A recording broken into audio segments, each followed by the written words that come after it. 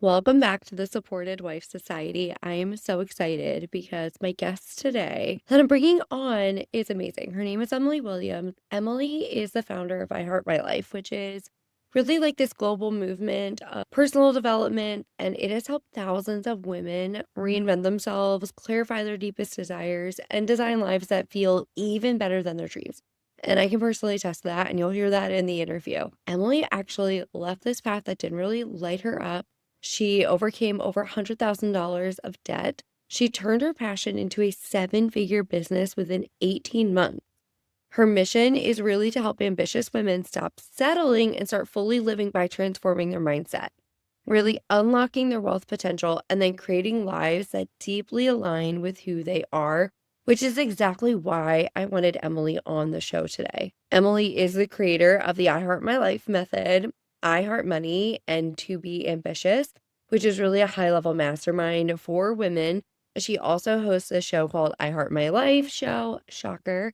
And so, really, Emily's goal is to help women rise up. And so, if you've ever felt like, man, I am just meant for more, I'm not really sure how to get there, then I promise you right now, like, Emily is your girl. So, enjoy this episode. I am literally probably her number one fan. So, enjoy the episode, my friends. I'm so excited, y'all, seriously, to bring Emily Williams onto the show. I was telling Emily before we started that she is the reason that I got in business 10 years ago, which is wild to say. I've been in her orbit that long. She's the first woman I ever saw running a business online and doing it successfully, doing it really well.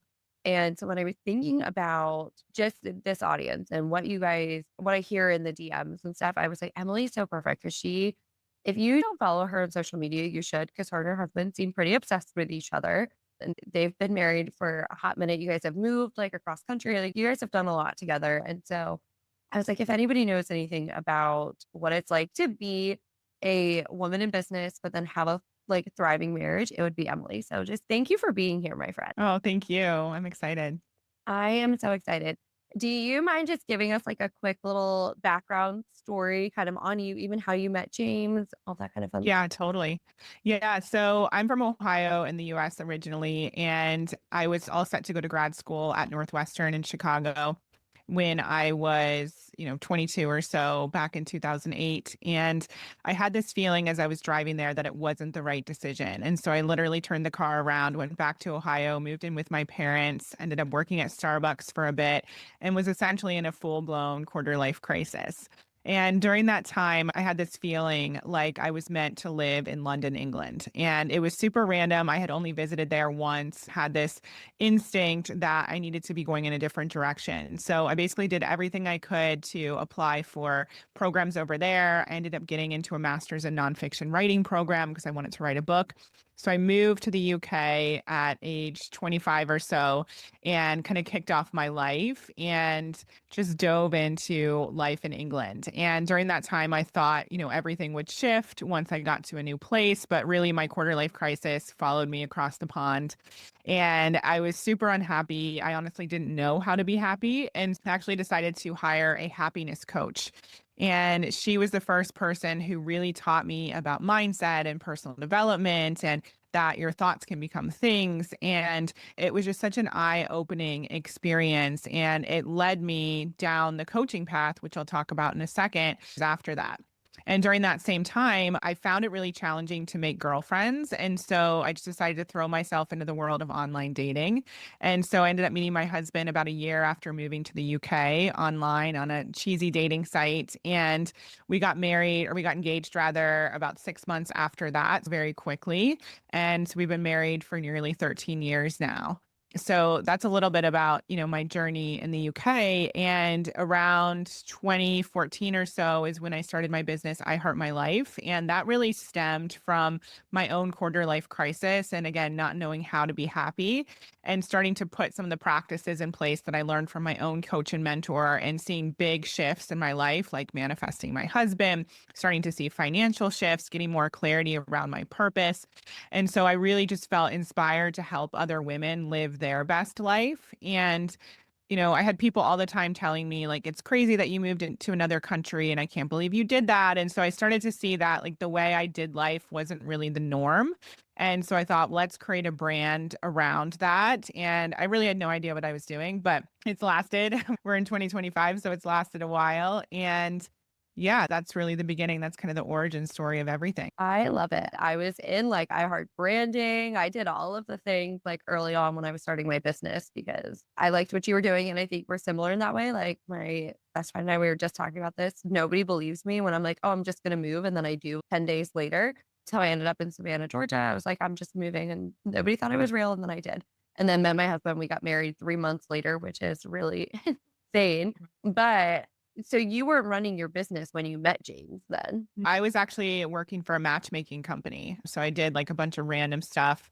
When I first got to the UK, I was a nanny, then I was an assistant, then I worked as a matchmaker. So, yeah, something completely different. And I mean, he always knew I was super driven. So it wasn't necessarily a surprise. And I come from a long line of entrepreneurs, but definitely, I mean, I'm a completely different person from the woman he married in many ways. I was gonna say, I mean, I know my husband says that all the time, like, I'm not the same person he married almost a decade ago at all, just because of the way business transforms you and the mindset work and personal development and all those kind of fun things. I would love to know kind of like maybe how you guys handle that because you do run a Yeah. very successful brand. It's very like well known and stuff like that. And so I hear from women all the time that my husband feels emasculated by my business or he doesn't understand what it's like to run a business and they're struggling kind of in that. Yeah, so my scenario is a little bit different. So a year or so after starting I Heart My Life, because it took off so quickly, my husband was able to leave his job. So for 12 years, he worked at Sky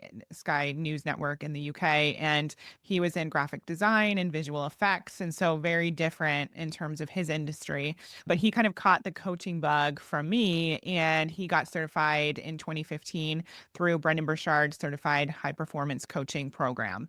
And so we were kind of blessed in the sense that we were interested and still are in the same things. And so our work really, it just went really well together. And so even in the first round of iHeart Coaching, which was my signature program for coaching students, or sorry, women who want to have coaching businesses, he did like the hot seat sessions. And so he was our guest expert coach essentially. And so our work really, it just worked really well together and it still does in many ways. He never once has said that he's felt emasculated by my work. I mean, he's always somebody who's been my number one fan and my biggest cheerleader.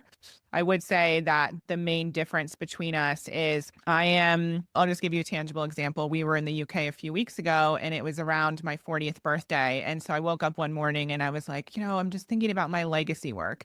And it's 5:30 in the morning. Who thinks about their legacy work at 5:30 in the morning? And I'm like, I do.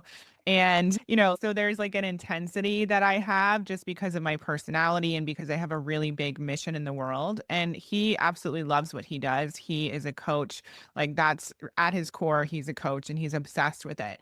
But for me, I have such a big, like a movement mission. And so it's a lot grander in many ways. And so I think, if I had to live with myself, I think that'd be very challenging. It's not easy to be married to somebody who has such a big vision and who has such tunnel vision. And I know that I'm getting a little bit off track, but for me, my growth edge, so to speak, is learning how to be more present because I am really focused on the relationship or sorry, on my business. And sometimes the relationship comes second. And so I've really had to learn how to shift that because obviously my husband means the world to me.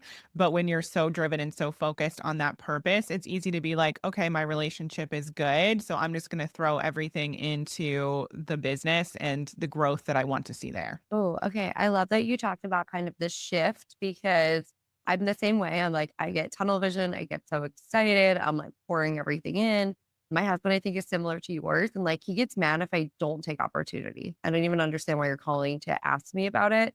He's super support. I'm very blessed. I feel very fortunate that's the way he is because it's probably not easy to be married to me when I get tunnel vision or I'm thinking about legacy work. That's been like a hot topic in our household lately, too and, yeah, I'm wondering, do you feel like you had to get to buy into the vision? Because I feel like you're good at vision casting. I feel like that's like talking about what you're doing and what the result of that will be and the impact it's going to have. Do you guys like have that conversation a lot, what the vision is and get kind of like family buy-in for the vision? So again, we're a little bit different. So the answer is no. And the reason I say that is, I threw a party for somebody back in 2020. It was a good friend. And when we were living in Santa Barbara. And because my husband is also in the coaching space, he came later on and was a part of that luncheon. And we were all sitting around the table just talking about our big mission and our purpose, et cetera. And I hadn't shared yet. I'm getting emotional talking about it because it was a really special moment. I hadn't yet shared what my vision was because some of the ladies didn't know me and didn't know, the backstory and everything that I was about. And essentially, when my husband arrived, it was my turn to share. And I asked him, what is your version of what my vision is? And he nailed it like so much more than I could have ever, expressed. And so that for me was such a reminder of like how he truly sees me and how he sees so much more than other people see and how he can actually like see the vision. And so I think one of the reasons for that is because we do talk about stuff all the time. We do talk about my business. We talk about clients, hosted events together. We've done all these things. We're literally, together 24/7. And so there's no secrets. Even recently, a family member wanted to have a private conversation with me about something. And I said, just so you know, like, that I will tell my husband about this. There's not going to be any sort of secrets. And so across the board for us, like it's always very open communication, me always sharing ideas and struggles and challenges. And so we're very much like in tune with each other and we know exactly, we really see each other. I love that. That is something I love that you brought up the open communication. That is something I see a lot is women saying like their husband doesn't care, they don't communicate, they don't share those things. I'm like, I tell my husband everything. Everybody knows that I'm the same way. I'm like, if you tell me something, just assume my husband probably already knows because I'm gonna tell him always. Like we're in a constant conversation between him and I about everything that I'm thinking, feeling, and vice versa. Like he's sharing that with me. I love that you got to have that experience where he shared your vision and it was almost like better than you could articulate it. Like that just is such a testament to what happens when you're openly communicating and you are partners. Like I think you guys are true partners, like in the sense of what a partnership looks like financially, business wise, like in every single sense of the word. And I just think that it's a really beautiful experience. I would love to know how you guys like, how do you separate it? Do you ever feel like if you're, I mean, I'm the same way though. I'll tell my husband, like, oh, I'm thinking about this thing at 5 in the morning and he's, what are you doing? Do you have a separation between the two or do you feel like it's just woven into every piece of you guys? So I think we're very open about when we need to have a separation. So there are times where, and he like has his own interests where he'll go down some, rabbit hole about something in health and wellness or, whatever the things that what the things are that he loves, he'll talk about it. And there are times where like it's really intense and I'm like, you know what, can we kind of table that and can you tell me that tomorrow, when it's a bit fresher for me. And same, vice versa. If there's something where I'm talking about work or I'm talking about something that feels like it's a bit overwhelming, then we'll just be open and honest with each other that now is not the right time. Or one of the things we learned from a relationship coach that we worked with was when to put on your wife hat versus, your business partner hat and how to shift those sort of personas. And I'm pretty good at understanding and reading the room, so to speak, and knowing when to wear which hat. But sometimes I'll even ask him and just say, what do you need from me as your wife right now? And so we've just always tried to be, not always, but at least in the last few years or so, really tried to be open and honest about communication and what we need and not make each other wrong and just be in full acceptance about the people who we are at our core. Because I think it's challenging when you try and change somebody and obviously they don't want to change. And so we've never come at this saying, like, I want to change you. That's never been part of the scenario in our relationship. It's just trying to be in more acceptance of one another and who we really are. And although we have changed over the last 12 or so years, like at our core, we're the same people in terms of our values and what we really want for our life. And so just always coming back to that as well. I love that. Is there like a difference? Because I like that you brought this up, the wife hat versus the business owner hat versus like even the mom hat. We have to, as women, I think we Yeah. play a lot of roles. And so is there like a difference maybe in like how you and James interact when you like when it's the wife hat versus like the business owner hat? Because I Heart My Life was your baby. So is there a difference like in your dynamic when you're like switching personas, or are you guys pretty much the same throughout? I mean, I think for me, it's about being softer when I have the wife hat on and being more loving. And, I'm a very direct person. And, many people will tell me that I'm very intense, but I'm also like can be very goofy and have fun, obviously. And so just knowing like when to be a bit softer and more loving. And I'm not a naturally affectionate person, but I know that's my husband's love language. Just tuning into that and just like showing him love and appreciation through the way that he receives it and just being more conscious of that because I do think especially when you're ambitious and you're driven there is like a hard sort of an energy and like a more masculine energy and so just shifting into more of the feminine softness. I love that. Yes, I'm the same way. I could be super masculine when I'm running my business and everything. And then being with my husband, I have to intentionally dip back into a feminine. And because I'm not a super touchy person or affectionate and stuff, I had to really learn how to do that with my husband. I think our husbands are probably the same. He's very achievement, but that's how he receives, which was a learning process. I think it's a learning process for a lot of the women who listen or watch the show. They struggle in the same department. Is it like, was it hard for you to make that switch, or like, how do you switch? Yeah, I think it's just a consciousness and it's understanding that, you want your partner to experience love. And it's the same thing. So my husband works with this multi-million dollar company and he supports their team in many ways as a coach. And so he has even brought in the love languages, exercises, and framework with teams.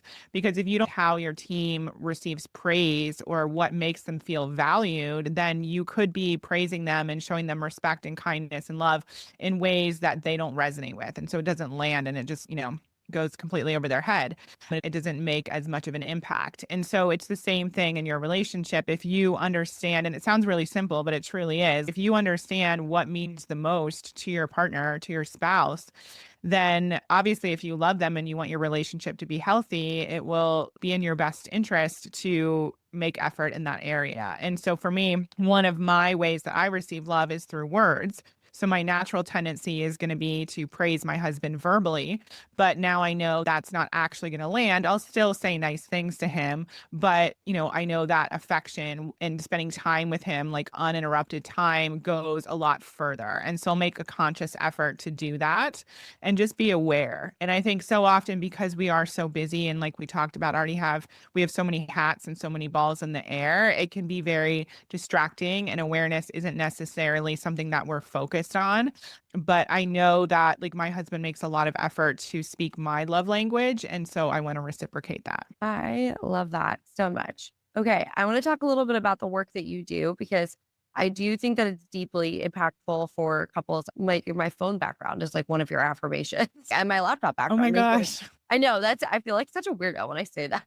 I'm like, No, yeah, that's so amazing. I'm like, I love Yeah, them. because you never know. I have testimonials and all of that, but you don't always hear the impact that you have, especially in such an extended period of time. So I appreciate you sharing that. Yeah, of course. I think I did like iHeart Money back when you ran it live. That was a while, Yeah. like the first Yeah. iteration of it live. And I still got all the old calls, all the old fun stuff. But it has been super impactful. It's stuff I still bring into my marriage. It's still, I go back through actually like version one, probably twice a year. Like I just go back through it because you're always in a different place and then bringing that back to my relationship. And so I'd love to talk about like kind of the work you do and then how like it is impacting not just the women who are taking it, but then like their like how you see it benefiting their relationship. Yeah, that's been super interesting because even when my husband and I were in iHeart coaching together, we heard from different clients that the work they were doing in that program impacted their spouse. And I know that sounds kind of obvious, but it's not something we ever set out to achieve, so to speak. But I definitely hear that, especially with the money work. That is, I mean, it's kind of, I'll be honest, like it's two different camps. I do have a lot of people tell me that their relationships end after doing my work. And I want to bring that to the surface because that is a real issue that I see when people start to dive into the world of personal development or professional development. They start to transform, and their spouse or their partner doesn't follow the same path. And doesn't mean that they need to be right there with you doing everything exactly the same or having the same speed. at which you transform. But if there's not a level of interest in transformation, then it's very challenging to stay in a relationship like that because you constantly feel weighed down, you feel judged by the other person, you just feel like you're not on the same page, maybe your values have shifted. And so luckily that's one of the things that has always remained the same for myself and my husband is that we're very growth oriented. And so it's just powerful. And even if I'm doing different work or working with a different coach than him, like I'll bring it to our conversations and he's always interested and vice versa. But I know a lot of people don't have that. And so it can be challenging to stay in a relationship like that. There's that sort of level of impact in my work. Sometimes people start doing, especially the money work, which can be very triggering. They start doing that work and then realize, oh my gosh, I don't want the same life as my husband wants. And he's not willing to even get on board with this. He's not willing to support my vision. I know that you have a lot of listeners who may be in that space where it's a very challenging relationship. But I'm not saying go and end it, but I have seen that, in many cases over the last few years. And then on the flip side, there are people where they go through the money mindset work, their spouse is super interested and maybe isn't on board at first, but starts to see their transformation and their results. And then is, okay, what is this? And they get involved. I do the course with them, or I've had, people read my book together or listen to the podcast. And so it is really amazing when both people are really growth oriented and willing to look at life in a different way. And I really find that's one of the keys to that lasting relationship and lasting marriage. And again, it's not always something that happens immediately. Some clients, it takes their spouse a few years or a few months to get on board. And once they see wife transforming, then things start to shift. But yeah, it's super interesting to see, how everything transforms relationships in one way or another. Yeah, and you have a lot of ways that you do transformation. So you want to talk about kind of what you have going right now? And I'm just going to tell you guys, like 20 out of 10 recommend whatever Emily puts out. You guys should do it. I'm just Oh, going to say thank you. that because she does go all in on what she does, and it is very transformational. Yeah, so you mentioned the iHeart Money program. It's interesting because we've relaunched that. It's now iHeart Money 2.0. And that came to be because 3 years ago, I lost $250,000 when I was newly pregnant. And my husband and I had just purchased our first house. We just moved to a new city. We got all the furniture, et cetera. I had just taken out business loans to grow my business.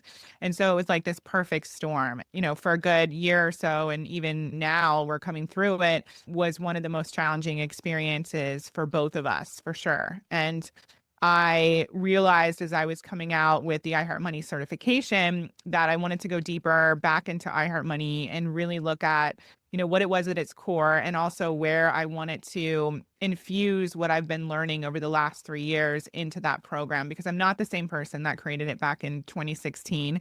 And all of the ups and downs have really given me a new level of understanding of money mindset work and recognition that it's not just the mindset piece that creates massive financial change. It's really a new wealth identity, going even deeper than what that original course provides. And so I decided to create iHeart Money 2.0.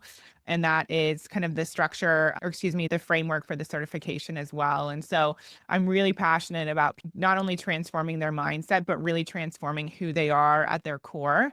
Because, as well as I do, I've worked with a lot of newbies. I've worked with a lot of people just starting out, and this work is powerful for them, but also people who are already successful. I mean, I see multimillionaires who are completely unhappy. I see people who, they think from the outside, it looks like they've created a life of freedom, but really they're just on this hamster wheel. And, I had someone tell me recently, like she has employed all of her family and now she feels like she can't take her foot off the gas and everyone's taking advantage of her and there's no boundaries. And, there's a lot that comes up even as you make more money. And so I've really been looking at the survival archetypes and some of the ways in which we keep ourselves stuck and in survival, even when we've created a lot of money, which is essentially what I found out I was doing and was one of the causes of me losing all of that money. And long story short, I've infused a lot of what I've learned over the last 3 years in my own journey into this new version of the program. So we have that. And then we have a membership where anyone who signs up for the courses, or even if you don't, you can come in and work with me monthly. So I do a monthly call and I also release a new monthly training. It's what we call the monthly drop because it's essentially to help you stay in alignment with your desires. Desire-led living is a big passion of mine, people tapping into their intuition. I really feel like that is how we live our fully expressed life and the life we were born here to experience through the membership. And then I have another course called the iHeart My Life Method, which is all about desire led living. And we have the certification. So those are really the main things that we have under iHeart My Life. I love this desire-led living. That is what I have done, and it's almost funny too that you brought up the divorce thing. That's how I ended up divorced Please. because I was doing a lot of work, and I mean, we had a lot of other issues besides the Yeah. transformational work that I did, but it was something he said right before I filed for divorce. He said, "I think our biggest problem is that I've stayed the same person and you're continuing to grow and we're not aligned." And I was like, very interesting. Where my husband now is like obsessed. He's like, "You should go do, learn." Like, I'm going to go do and learn and we're going to bring it back. And we're going to, I mean, that's all we talk about, which is Amazing. cool because we see it now in our kids. Our kids are like constantly having deep conversations with this person or they're learning this. And I'm like, this is great. I know yours are much younger than mine. Mine are 12 and 14. So I know Yeah. yours are A half younger year than old. mine. But it's cool to see how because that's what's been modeled for them from my husband and I, like, that's what they do. Yeah, I So mean, same with my daughter. Like we went to the UK and we had to visit an ill relative and she's in a care home and she was all excited to see her. And then when we got there, like the house itself was not what she expected. And so she freaked out and she kept saying, I want to go to the grass because she knows grass is grounding. And she's 2.5 years old and innately knows this. And, she'll tell us like, I feel sad. Maybe it's because I'm tired and like stuff like that, which is so insightful. But she has two coaches for parents. So it's no surprise. I love that. What a different world this could be. And I think that goes back to the legacy conversation. Look at the legacy, not just in the work you're doing with clients who are paying you, but like now your daughter is doing this and will grow up, I mean, probably vastly different than you did or your husband Yeah, did. Like my parents weren't coaches. This was not normal for me. And yeah, so the kids are doing the same thing. And what a beautiful legacy to be leaving behind. And it's why I think this work is super important, especially as a couple to do just because it's not just about you, but it is about the legacy that you're sowing and the people you're interacting with and what you're bringing to your clients and in the future in your community, all these beautiful things that are impacted by you changing and you growing. for sure. Yeah. And I think people forget that this is really generational and a lot of the stories and beliefs and limitations that we currently have, that's passed down through generations of programming. And, you're not only just experiencing your spouse, but you're experiencing their parents and their grandparents and so on and so forth. And so it can be challenging. And I don't take this work lightly. Like I know that it's very deep work. And oftentimes it's why people don't wanna work with me. I've had top people tell me that they're scared to do desire work because they think it's gonna be like they're gonna have to throw everything out and start over and burn it all down. And I'm like, I'd much rather you do that and be happy than stay in a life that doesn't excite you for the next 20, 30, 50 years. That sounds way worse to me, but it's just interesting, it is very deep work and not everyone's willing to do it. I love that you said like you would rather somebody burn it down. I just had this conversation with somebody the other day. I would rather you burn it to the ground, start over from scratch, and actually enjoy your life. Yeah. We're not even 40 yet. You can start over and it is okay. And there's no judgment when you do that. And so I just love this desire led living. So you cover that in the I Heart My Life method. Yeah, we do. And I haven't shared this, but I'm actually launching a new program called Life by Desire because that's really how I live my life is through intuition and desire. And yes, you need some more masculine things in business. And I get that. But truly, all my best decisions have been heart led. And you probably couldn't explain them. And I didn't know what I was doing half the time. But I really feel like that's what leads us to our fully expressed life. So that's coming up in the pipeline as well. Okay. I promise y'all, I will update the show notes when it drops because I get Emily's email. So I know what she's got going on. I will update the show notes when it comes out because I think you guys would like it. I'll just say that. And Yeah. she always puts out really good stuff. You need to go get into Emily's orbit because I think you guys seriously will just love the work that she is doing. And it really is deeply transformational. For anybody listening, the house I'm in is not the house I normally record in. I'm sitting in a beautiful beachfront, like 8 million custom built home that my best friend's father-in-law built. And I was like, oh, this is the perfect place to do this with Emily, talking about desire-led living. I would not change a single thing about this house. And my husband, he asked me for a video tour when I got here. He was like, yeah, let's take it. Now we're That's just awesome. making $8 million happen today. I don't know. It really, but it all feels possible because of the work that you've done and the just what you've been willing to share and the vulnerability and all of those things that you've been willing to share. It's had an impact in our relationship. And so I'm just going to encourage everybody to go get into her work because it will change your relationship if you let it. So, Thank you. yeah, of course. I so appreciate you. If somebody was listening and they're like, okay, like, how do I start doing this? Or how do I even have this conversation with my spouse? What's like a final piece of advice that you would maybe give them? I think it all comes down to honesty and being honest about what you really desire for your life. And if it's a beautiful relationship, then there may be and probably will be some uncomfortable conversations that need to be had, or you sharing your truth in a way that you haven't yet shared, or your spouse being honest about what they want, and just having some really open lines of communication. I really think like honesty is everything, being honest about what you want for your business or your career, what you want financially. Because if you're not even willing to admit what you want, it's very hard, basically impossible to actually get it. And so I think that's really the starting point for everything. I love that. That was something my husband said when we first started dating. He said, we're going to practice radical honesty. And it took me a long time to get because I was like, I've never had that, right? Like where we're just going to lay our soul completely bare to each other. But we do. And now, I mean, it's incredible. And so I definitely credit him because that was the very first thing my husband said was a non negotiable for him in our relationship when we first met. And yeah, That's amazing. I'm very fortunate. I think it helps that I married somebody 7 years older than me too. So he came, much smarter than I was when we first got married. Oh, and like, 6 years older. oh yeah, okay. See, so we're one and the same. That's Emily. I so appreciate you being here and just doing this. I've loved watching you and just watching how your life is transformed and all these beautiful things that have happened for you because of the honesty and just the way that you and James do interact. And because I've been on calls with you guys together and I've seen your dynamic in real time and things. So I just deeply appreciate you being here and sharing today. Oh, thank you for having me. I really Of appreciate you as course. well. All right. Where can everybody go find you and connect and all of the fun things? Yeah, so if you go to iHeartMyLife.com or EmilyWilliams.com, and then on Instagram, I'm most active there. My name is at Emily Williams. Perfect. Yes. Go follow her. She is super active on Instagram. If you want to get a hold of her, that's you. I feel like that's how I always do. So thank you so much again, seriously, for being here. I deeply appreciate you. Thanks again. Thank you guys so much for joining me at the Supported Wife Society. So I want to encourage you, seriously, go check out Emily. She is amazing. She has transformed my life and just the way that I think and feel about certain things. She's been a game changer. If you know that you're like, I would like a marriage similar to yours or to Emily and James, then reach out to me. Connect with me on Instagram. Let's have a conversation about how the Supportive Wife Society might be the right place for you. So I am so excited. I will see you all next week back in my regularly scheduled studio space. And I hope you have an incredible week. Toodaloo.